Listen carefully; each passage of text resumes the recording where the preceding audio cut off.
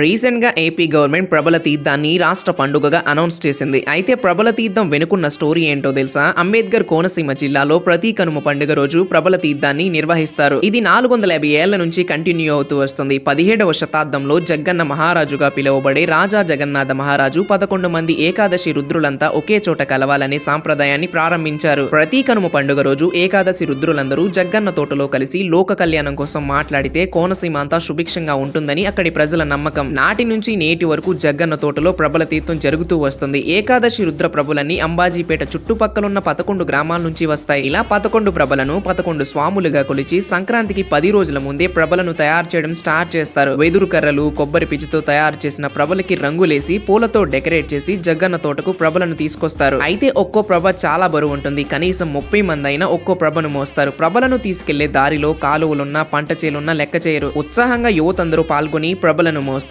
కోనసీమలో సంక్రాంతి అంటే కోడి పందాలు మాత్రమే కాదు, ప్రబల తీర్థం కూడా.